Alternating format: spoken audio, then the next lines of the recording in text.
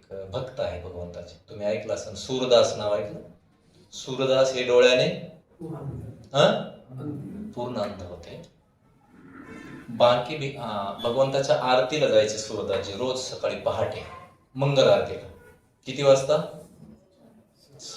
4-4:30 वाजता मंगल आरतीला सूरदासजी रोज नियमाने जायचे. एकटे सूरदासजीच जात नव्हते, वृंदावनमध्ये अनेक साधू संत दर्शनाला यायचे, भगवंताच्या आरतीला सकाळी सकाळी असायचे. सूरदासजी डोळ्याने अंध असल्यामुळे हळूहळू हळूहळू पायरी पार केली की हॉलमध्ये प्रवेश करायचे, मंदिराच्या गाभाऱ्यामध्ये, याच्यामध्ये मंदिर हॉलमध्ये. आणि हॉलमध्ये प्रवेश केल्यानंतर एकमेकाला धक्का, एकमेकाचा आधार घेत घेत घेत घेत घेत सूरदासजी भगवंताच्या पूर्ण समोर जाऊन उभे राहायचे, जवळ एकदम. आरती, पुजारी आरती करतो ना, त्याच्या समोर जाऊन उभे राहायचे. 2-3 वेळा त्यांना 2-3 ग्रस्तांनी बघितलं की पुढे जाऊन उभं राहतात, पुढे जाऊन उभं राहतात. आणि शिवाय जाताना अंध असल्यामुळे याला धक्का लागणार, त्याला धक्का लागतो, धक्का लावत लावत जायचे.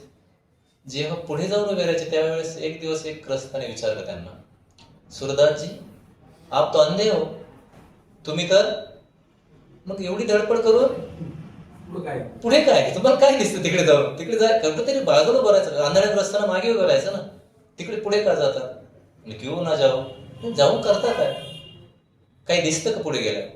सूरदासजीने फार सुंदर उत्तर दिलं. सूरदासजी म्हणले, मुझे कुछ नहीं दिखता है, लेकिन उसे सब दिखता है.